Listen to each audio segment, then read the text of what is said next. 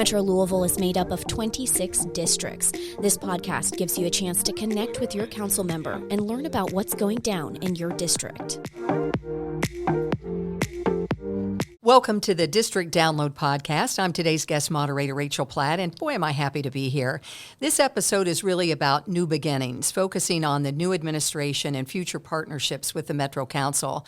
And speaking of new beginnings, I would like to welcome President Marcus Winkler of Metro Council, newly elected. Yes, good morning. Thank you so much. And of course, our new mayor, Craig Greenberg. Thank you so much for joining us today. It's great to be with you both. Really thrilled to have you all. Let's talk about that. New administration, new president with a focus on strengthening that relationship between the administration and council and that new direction that we've heard so much about. Have you all already started having meetings to do that? And I guess what's your process to make sure that there is that open line of communication so we can move forward as a city? And I will defer to you first, I guess, President Winkler. Sure. So, I think absolutely those meetings have started. And I think even before Mayor Greenberg took office, those meetings had started. Mayor reached out shortly after the election and asked if he could come to the caucus meeting, went actually to both the Democratic and Republican caucus, spent quite a bit of time. And I think those meetings have been ongoing, reaching out, and so would really commend him in a shift in the way that relationship's been managed historically. How about you, Mayor Greenberg? Yes, I think getting things done is all about partnerships. It's all about relationships. And so to me, working closely with Metro Council is a natural evolution of that. And it's been great so far. As President Winkler said, we've had great meetings. We talk regularly about issues that are coming up, about challenges that we both see and how we can address those collaboratively. I've met with both the heads of the Republican and Democratic caucus in addition to meeting with them prior to taking office. But it really dates back to even before becoming mayor. Marcus and I got to know each other well on the campaign trail, knocking doors together, knocking doors in his district and other districts. I've gone for runs with members of Metro Council. I've toured districts with members of Metro Council, regardless of political party. I thought it was very important that if I was looking to become the next mayor, that I get to know the entire city and I get to know all of the elected leaders, regardless of where they were in the election. And so hopefully that helped begin to build relationships. And now as mayor, I'm going to continue to do that. And I'm very fortunate that several members of our administration at the highest levels are former members of Metro Council and have strong relationships with a lot of colleagues who still are on Metro Council. That was one question that I was wondering, is if you all knew each other before you took on these roles. So the answer is yes, you did some campaigning, I guess. What is it that you all, where you thought and looked at each other and thought, I can work with this person because? Is there something that you all gravitated toward that you thought, here's that common ground that I already see? Yeah, so I'd say I got introduced to Mayor Greenberg probably about 18 to 24 months ago when he was contemplating running for office. A mutual friend introduced us and said, hey, I'd like to talk to you, understand a little bit about the race. And we talked regularly throughout that process. And one thing that I'll say about, can I call you Craig? Yes. So one thing I'll say about Craig is, he demonstrated from the very beginning a willingness to listen. And partner. And I think that's really something that you want in any partner, right? And I don't have all the answers, but if you ask me a question and we sit down and talk about it, that we have a meaningful exchange and that sometimes those ideas get put into practice, I think is the ebb and flow that you want in a relationship, and is certainly something that I've seen from the mayor, both in sort of the prior to winning and then now in office. But listening, that you said, so there was that foundation where you thought, okay, there's movement here. Yeah, I would echo what Marcus said, and just add to that it was very clear how much Marcus cared, not just about his district, which is incredibly important to him, but also this entire city, and that he backs that up with hard work, just like so many other people on Metro Council do, that go above and beyond the part-time sort of requirements of the Metro Council job and really turn it into a full-time commitment for themselves and their family. And I respect that a lot. And I think that that we both have a commitment to public service that was very interesting. I mean, it's not all been campaigning. I mean, we've collected trash on Westport Road together. I mean, that's not glorious work. That's a bonding moment. Right? That's a bonding moment. But that's important stuff. Yeah. And that's what people care about is doing the little things right to have a safe, healthy, clean neighborhood so that we can then also work on the big things. President Winkler, I'm going to defer to you for some questions now that I know that you wanted to bring up. Sure. So, one of the things that I'd start with is just asking the mayor, tell us a little bit about why you think there's value in collaboration. I mean, you talked about it a little bit, but you and I think, are on the same page that, moving the city forward requires all of us. And I'd like you to maybe talk a little bit about that and why that's so important.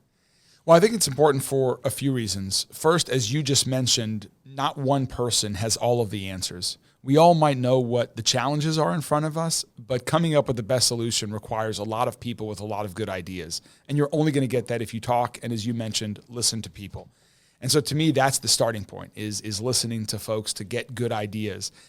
And then also, given the diversity of our city, we are a geographically, ethnically, racially, every characteristic you mentioned, we are a diverse city of nearly 800,000 people.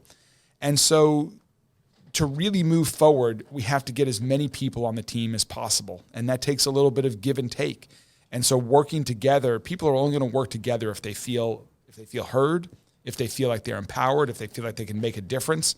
And so that's why I think it's important to work together, to not just do it one way, but to try to do it in a way that you can get as much support as possible. And I think that's one of the reasons why so far we've been able to work in a very bipartisan way on a lot of the initiatives we've either announced or that we're working on, and why I think that will continue, because no one, regardless of political party, agrees on everything. But if we all agree on the common goal, I think we can get around some really big solutions to some of the biggest challenges of the day. Yeah, I think, you're spot on, and sort of dovetailing to that, you formed a cabinet that is different from what we've had in years past, and really much more of a throwback to the Abramson administration. Right. Part of which you brought in 3 former council members as deputy mayors, and then a 4th as the deputy chief of staff. And I think, having that connection, people that have lived on this side of the street, understood those challenges, I think is a good nod towards that partnership. What I'm curious of is, what made you settle on the model that you've got for your executive staff? I just wanted to make for an interesting beginning of your term as president, Marcus, so that now you could be filling 2, maybe 3 new vacancies on the council and start out with that. And it's great to see how many people are interested in those positions. That really is just a sign of how much people care about our city. When I was thinking about the best way to organize government, I thought about a few things. One, what is best for the city, and also what suits the style that I think, the team would be most effective to move the city forward. The city government, a lot of people don't realize this, how much, you know this, you're president of the council, how much city government does. We are a team of 5,000 people strong that are working day and night to do so much in the name of public service. Most people think about police and fire and EMS. But there's our park system, there's our public health system, libraries, managing all of this with an Office of Management and Budget and Human Resources. And the list goes on and on and on of how much the city does. And there are so many different diverse departments within our city. And so getting to know people over the course of the past couple of years, I just thought that the city government could operate more efficiently if there were more senior leaders as deputy mayors that could run a collective group of departments that had some commonality. And then we could all work together. We could help people work together. We could facilitate that.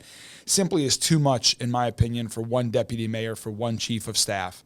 And so I think we're off to a great start in that regard. And then I'm very fortunate to have the talent, experience, diversity of interest and background and thought amongst not just the senior leadership team of our administration, but really all of the administration. I wanted to talk about the fact that you both have been, I guess, in your new positions for about a month. Y'all don't look too tired yet. So I wondered, any surprises? Is it kind of what you expected so far, or too soon to tell? I don't know. Let's go with you, Mayor. Well, you can work all day, all night, every day, and still not get everything done. And Was that a surprise? No, not a. I mean, you sort of intellectually knew it, but until you're in the role, and even during the transition, getting ready for it, but until you're in the role and people are looking to you for decisions, it's just different. And so the key for me is focusing on what are the priorities. And so right now I'm trying to spend as much time as possible. Your phone's ringing as we speak. I'm trying to spend as much time as possible on violent crime prevention, on addressing our homeless and affordable housing crisis, on economic development, which broadly means creating new good-paying career path jobs for people and helping people create family wealth through opportunities that they haven't had before. Those are some of my key areas of focus right now, and letting others in our administration, as we just talked about, take the lead on a lot of other things that are also important that I'm going to stay involved with, but delegating is critically important. And I think, is that one thing that you're seeing because of that? Like you said, I mean, it can be all-consuming. So delegating is going to be and something. And empowering people. I mean, I think that's how you get great people to be a part of the team, is when people feel like they can truly make a difference. And so empowering people to align on common goals and then empower someone to take the lead on whatever their department is, whatever their initiative, whatever their project managing, let them take the lead on that. And then we all hold each other accountable. I'll hold other people in the administration accountable. I expect not just my administration, but the entire city to hold me accountable for what we're talking about doing and addressing the challenges of the day. So that has been one of the surprises. But it has been, while it is every day, 7 days a week, it is the most interesting thing I've ever done. It's the most exciting. It's the most challenging, but I've enjoyed every second of it, and I just love the opportunity to work with others to make a real difference in our city. Love that. Now we're going to check back with you and, and see if that continues. What about you, President Winkler? Anything that surprised you, or? Yeah, I would largely echo the mayor's comments. I mean, certainly, I've been on council for 4 years, so the council work in and of itself hasn't changed. But I do have an appreciation for, speaking of the deputy mayors, one of our deputy mayors, the previous president, David James. The thing that you don't necessarily see is the amount of additional work and email and requests that come to the president's office, just for meetings, involvement in issues citywide. It's, like Mayor Greenberg said, sort of you can work all morning, all afternoon, and all evening, and there's still more to do. And I think, it's a nod to former President James on just the amount of things that he managed in his 5-year tenure, and I hope to be that successful as well. And on top of that, President Winkler, as president, aren't you also managing the offices of the 2 vacancies right now as well? That's correct. So, would you like to thank him for that personally? Yes, exactly. So, yes, I serve as the stand-in council person for any open positions by default. I think, if anything, though, it really is a shout-out, though, to talk about public service. I mean, it comes at a cost, and one that obviously you all are willing and wanted to take on, but people need to keep in mind. I mean, it's all consuming. Well, and Rachel, one thing I would add on that is what President Winkler and I are talking about, and the experiences that we're had. You cannot get this type of experience in the private sector. You can do a lot of great things in the private sector. I am very proud of my career in the private sector and feel like I helped make a lot of difference for our city, for other cities, to help create jobs, made meaningful impact in people's lives. But it's different in the public sector.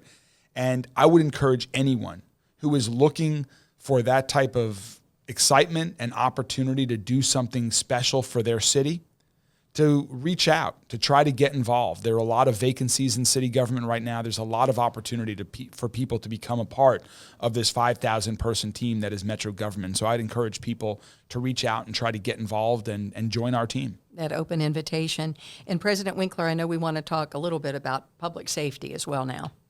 Yeah, and Mayor, I know you've sort of come out of the gates and had some big announcements, both around homelessness and housing, as well as public safety. I know that's a shared priority for you, me, everybody on council, I think everybody in the administration, yes, and probably everybody in the public. And we'd just like you to talk maybe a little bit about what the focus is there and how you see bending that curve in the near term, and what are realistic expectations for the public. Sure. This is without a doubt, as you said, the number one priority for our administration, for you and your colleagues on Metro Council, for everyone in the city, is reducing the amount of violent crime that's plaguing our city right now. Last year, there were 160 homicides. That is 160 too many. And so we want to do everything we can with short and long-term solutions to address this issue head on. And so we're sort of focusing on 3 areas of focus. One is investing in community partners that can help prevent crime from happening. And really so much of our crime these days is happening from youth, from people who are 14 to 24 years old, far too young in life. And so working with community partners, our hope is that they will have more educational, enrichment, extracurricular, academic opportunities so that they don't choose a life of crime. That's number one, is working with community partners to prevent crime. Number 2 is we have to deal with the reality that we have a gun violence problem in our city. And so we are going to be focusing on gun violence and reducing gun violence and focusing on what we as a city can do to reduce the amount of illegal guns in our street that far too often end up committing multiple crimes over and over again. And for this one, we're going to need partners in Frankfort because of the way the Kentucky law is written. It limits the ability of what the cities can do. And so we are going to ask for their support in this session, in the next session, in every session, because of our unique situation as Louisville. We're looking for a very narrowly tailored set of assistance to help us deal with gun violence here. And third is working with the police department. We aspire to have the best trained, trusted, and transparent police department in America. And working with Interim Chief Biller Roel, working with the hardworking men and women who serve our community every day on LMPD, we are going to work to give them the resources they need so we have more police officers that can do community policing and prevent crime from happening, with a presence in the communities, getting to know neighborhood leaders, business owners, members of the clergy. Anyone who is out and about should see a police presence so that they feel safe at least some of the time. And so we need more officers to do that. We need more resources for them. We'll be working to get those to them. So those are sort of the 3 buckets that we're focusing on for short and long-term strategies. And I know with vacancies, do we want to talk about that all with the police department hiring and that kind of thing? Because I guess first is getting it up to staff, correct? That is very important, and I give a lot of thanks and credit to President Winkler and his colleagues on the Metro Council for doing a lot over the past couple of years to raise the starting salary of our officers on LMPD. That's a good first step. We have some more that we need to do. You all also approved some of the American Rescue Plan funding for recruitment and retention bonuses for our officers. That's another great step forward. We're going to be proposing a few new things over the coming months to talk to President Winkler and his colleagues about in the next budget for how we continue to recruit and retain officers so that there can be a presence across the entire city. So many important areas are struggling to find and attract people, whether it's police officers, whether it's nurses, whether it's teachers, whether it's bus drivers. And so part of that is making Louisville just a great place to live, a place where people want to be. And so it's targeted, some of it is targeted specifically to a particular job, like police officers. Others of it is the more we can make Louisville that clean, green, exciting, safe community, more people will want to live here. Let me ask you what you would say to citizens, really both of you all. I mean, this violence problem is not new. It's been around and it's complicated. What would you say to citizens who are expecting quick fixes and want relief immediately? Just what each of you would say to citizens who might be listening. Sure. I think the first thing that I'd say is that, as the mayor indicated actually earlier on when talking about city government in general, is that this solution requires all of us. Okay, this is not a problem that government can fix by itself. It requires community partners. It requires volunteers. It requires our faith-based community. It requires our nonprofit community. So all of us have a vested interest in impacting this. I think the second thing that I would say is that there is an opportunity to get involved every step of the way. You know, whether a few weeks ago the mayor was at a GLI luncheon and talked about needing this involvement, mentor a youth, read to kids at a school, right? There are ways to get connected. We know, the violence problem is overwhelmingly a youth violence problem. And so making sure that we're impacting, those impressionable 10, 11, 12-year-olds before they fall into these influences, I think is critically important. I completely agree. The one thing I would add also is that I know President Winkler and I have talked about this, and we're going to be working with our colleagues in Frankfort with respect to the juvenile justice system. And I support refurbishing and reopening our juvenile justice center downtown, and working with the state in partnership to operate that, and working with JCPS to reopen the school that was in there, so that when young kids get entrapped in a criminal act, that we can help them get a better path in life, so that they are not ensnared in that for their entire life, which all too often ends tragically. Individuals who get involved in a life of crime early, many of them are the ones who end up becoming victims of crime. And so if we can help them get an education, get new hope and opportunity, and help them on a new trajectory in life, that will pay off dividends. Also, part of the long-term solution is education. That's one of the reasons why I'm so passionate about trying to make universal pre-K a reality, so that every child in Louisville can get their educational start at age 3. Research is clear. The earlier kids start their education, the safer life they will lead, the healthier life they will lead, and the more opportunities they will have.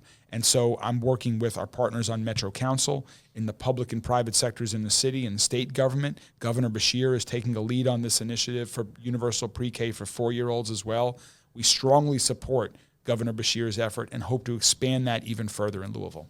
You know, public safety has certainly been top of mind for everybody. There are other priorities that you have, and recently announced historic initiatives dealing with homelessness. Is that one that you all are in agreement on?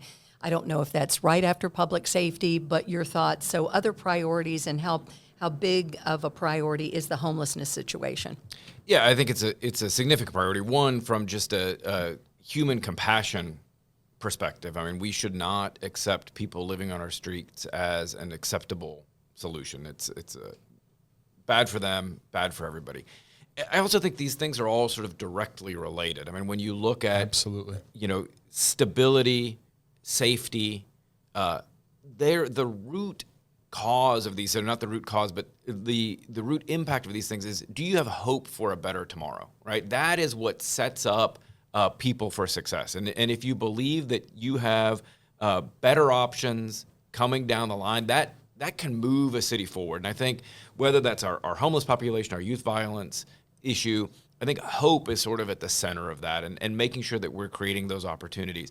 I'd also just add that, when you think about the homeless challenge, making sure that people have a safe place to go, but also that our public rights of way are clear. I mean, a lot of times we forget the other side of the equation. And I know that, people have challenges in neighborhoods where maybe they've got individuals that are wheelchair bound, who, to pass through a right of way, have to wheel into the roadway because the sidewalk's blocked. That's also not okay. And that's why I think having a solution where you've got a safe, reliable place for people to go, where they can receive medical treatment, mental health treatment, substance abuse treatment, have those wraparound and support services, transition them into transitional housing, and then ultimately getting them to a place where they are in safe, sustainable housing, I think is the only way to solve the problem. And I think, the ideas put forward certainly move us in that direction. Yeah, we have to try a lot of different things, because this is a very complicated situation, as President Winkler was talking about. So our plan that we're working on right now is, first, to prevent homelessness, to use some of the federal funds that are available for this. Given the unique situation of the past several years, the federal government has made money available to help us give people rental assistance to prevent them from becoming homeless if they're in a home now. So we have deployed money in that regard. That's not the long-term solution, though. Second is to provide services and shelter to those who are experiencing homelessness. And so we're really excited about the new community care campus that we are creating, building on what Marcus and his colleagues at Metro Council have funded over the past few years, to have all sorts of services and different types of shelter for those who are experiencing homelessness, in partnership with our medical community, with Norton Healthcare, with U of L Health, with the Coalition for the Homeless, with others, to provide both physical and mental health services to those in need. And finally, as Marcus said, the long-term solution is more permanent affordable housing. And so we're making federal funds available for that. We will continue to invest local, state, and federal funds in that. We're currently 30,000 units short in our city of affordable homes. And if people don't have a safe, high-quality, affordable place to call home, everything else in life is a huge challenge. And so I think this is one area we can work with our nonprofit community, with the private sector, to really make a big dent in that and build more affordable housing, a lot of more affordable housing over the coming years ahead. Lots of challenges ahead, that's for sure. You both are in these positions, again, just about a month. You're replacing people who've been in those positions for quite some time.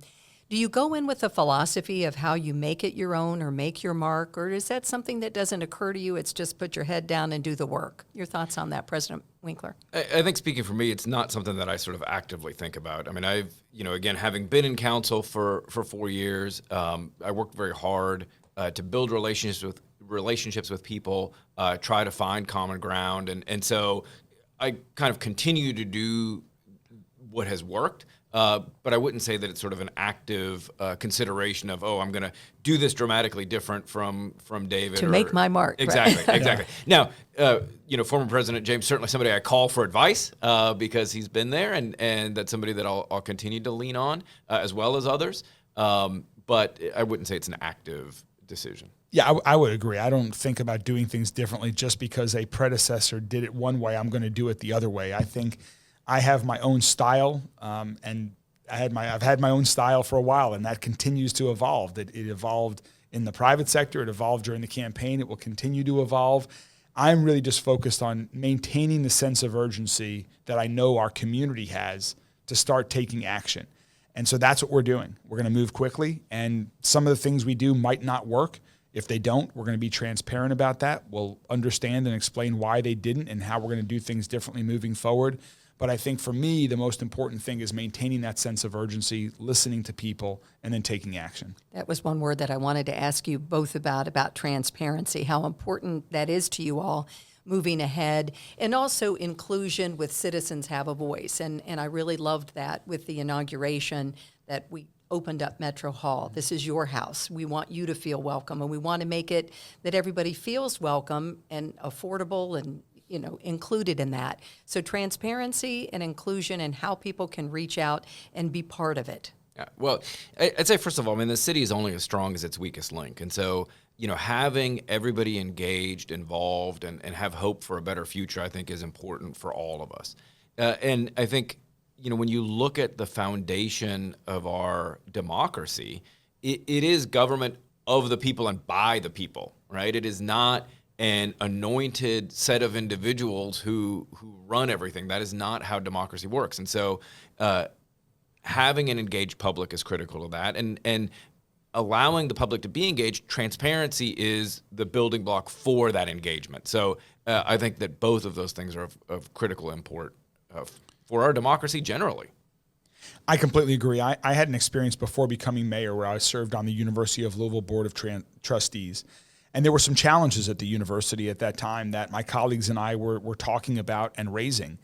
And through that process, I learned that transparent organizations are stronger organizations. And so we are very focused on transparency, on talking to the community about what we're aware of when we're aware of it, and also with respect to people that are looking for information. There has been some concern about how the city has dealt with the open records responses. And so we are right now actively working on that so we can put forth a solution that will tell the community what our process will be for moving forward to address the backlog, and then how we're going to moving forward so that people, when they want to know information about the government, they can get it quickly and they will get it transparently, and it will be a far more complete release of information. And so we are working on that plan right now and hope to get that out as soon as possible. We want to do it right. One thing that you said that I thought was interesting, and not always, people don't always take that tack, that you said, we may try things, they might not work, and if they don't, we'll say that. That's not always easy for people to do, but I think people appreciate that. I think it's important. No one does everything perfect all of the time. Your thoughts on that? No, I would completely agree. I think, there's a saying, sunshine is the best disinfectant, and I think that's absolutely true. Said by Louisville's own Justice Brandeis. So, none of us are perfect, right? And none of us in the private sector are perfect. None of us in the public sector are perfect. And when you make mistakes, I think you earn incredible trust and credibility when you say, this is what happened, this is why it happened, and this is what we're doing to address it. those issues will always surface. Some will surface sooner, some will surface later. I think if you try to hide them, then you're not only solving the initial problem, but now you're solving the problem of why didn't this see the light of day when it happened. And that's where I think erring on the side of transparency is always the best course of action. And President Winkler, any other questions that you have? I know we wanted to talk about reaching out to members of council to make sure that there are those open lines of communication with the public as well as the mayor's office. Yeah, so certainly reaching out to council, you can reach out to the Metro County Clerk's office. You can email us directly through the website. Mayor, and you can come speak at any council meeting as well as calling our officers. Mayor, how do you suggest the public get a hold of you? I would say a few ways. First, you can, on social media, there are several ways, whatever platform of choice you have, you can follow along. You can reach out to us directly on that way. Or I'll share my email address. It's craig.greenberg@louisvilleky.gov. And if people want to reach out to the mayor's office, they can feel free to reach out to me directly. All right, very good. And on that, so there's transparency right there. You're giving us your email. I know you had some other questions you said that you wanted to talk about. So I don't think there are any huge surprises for the mayor that you're going to ask, but you had a couple questions. No, I thought, maybe you can surprise me. That's all right. We'd end on a little bit of a lighthearted note. Sounds great. Mayor, it's no secret that you're a big runner and made that central to your campaign. So the first thing I wanted to ask you is, where's sort of your bucket list run? Bucket list run. That's a great question. Well, I actually love running in like desert climates, but I haven't done that in probably a decade. I just haven't been there. And so getting to the Southwest or something and having the opportunity to go for runs there would be great. I don't think I'm going to do many more marathons. I'm hoping to run the mini marathon this year and every year that I'm mayor. But I just going to new cities, particularly if I have the opportunity to travel internationally and to go on runs to explore, that's always my favorite thing, is when I'm exploring new places. Okay. Well, I'll ask you sort of the reverse of that, and you're a very, very healthy guy. What's your guilty pleasure? Well, I drink far too much Diet Coke. And there's one sitting right here on the table. And I do love sweets still. So every time there's a birthday in the house or any place that I go, I still try to find sweets. And then I still try to watch a few Netflix every now and then and squeeze it in with my wife, Rachel, or my kids. That's stuff that we do for fun. Yeah, well, it's funny you bring up, you've got 2 boys. I've got 3 kids. I know, they're central to your life like they are for all of us. So I'll close with 2 questions about them. So the first is, what would they say is the nerdiest thing about their dad? The nerdiest thing about any time? That's a very good question. I'm sure there's a lot. Well, the other day, my son is, one of my sons loves to act and is in all the plays and, musicals at school. And so he was practicing, and I thought I could help also and aid in practicing another part in the thing. And apparently that didn't go too well. So when I try to sing or act, that apparently is not my forte. You wouldn't care to hum a few bars now, right? No, I'm definitely not a singer. That might be a first on this podcast. Unlike our Deputy Chief of Staff, Keisha Dorsey, that has an amazing voice. She does. I am the exact opposite of Keisha. So that and then I guess I have a habit of telling similar jokes. When I think a joke is funny, I might tell it more than once. So I think they would say that's pretty nerdy also. Yeah. Well, and then the flip side of that is, what they say is the coolest thing about their dad? I think they think it's pretty cool that I'm mayor right now. That I do think. It's been a very powerful experience for our entire family to go through the campaign together, to meet so many people together. Everyone, my wife Rachel is an amazing partner. She is very involved and has been in everything with our campaign. She's very involved in many things with the administration and doing things to support the city. And a lot of my beliefs come from conversations that I've had with my wife and 2 sons around the dinner table, or being together as a family, or when we were in COVID and spent so much time together, which is time that I cherish. They have a big influence on me, and so they care about other people as well, and it's been a great experience for all of us, and I'm glad that we can do it together as a family. One question I would ask with that, I think politics for anybody, it's tough on the person in the politics, but also the family. You're dragged in the spotlight whether you want it or not. And I always watch the faces of your kids who seem very comfortable in the spotlight, weren't rolling their eyes or anything at Dad on anything that you said. Is there anything that you all have as a philosophy that you've said to them on how to handle this situation? Because that's a lot for young people to have their dad as mayor. It is. We have not had any particular conversations about, reminder, don't do X, Y, and Z. I mean, we want them. They're also, but my social kids media, are any 19 of that. and 17. Well, I've been telling them for years, be careful, long before politics, be careful what you post on social media. Or just not read the comments of, just because people can just be so surly at times. Without a doubt, I try to encourage them not to do that. I encourage my wife not to do that. I try not to do that. We had, the campaign was a really unique experience for us. And we unfortunately had one really horrible experience during the campaign that impacted every member of my family and still impacts us all. I think we have all grown from that. And, but yeah, we just try to enjoy it. And I think it's very important for everyone in public life, regardless what position you have and what you're elected to. I think those who succeed the most are ones who stay true to who they are. And all of us are different. Marcus and I are different people. It's important that we both be ourselves, that we operate the way that we think is best for us, that is comfortable for us, and that we stay true to who we are when we're advocating for policies, when we're taking action. And I think that's part of what makes Louisville so special, is there's so many different people. And that's what I'm going to try to be. And that's what I've tried to encourage my kids, is whatever they want to do in life, they should pursue something that they're passionate about. I love that. And I would just end by that, because I think that dovetails into best piece of advice you got as you took these positions. Is there a mantra? And it might be true to yourself. I don't know, that you live by when you come in knowing that you want to do the good work each day.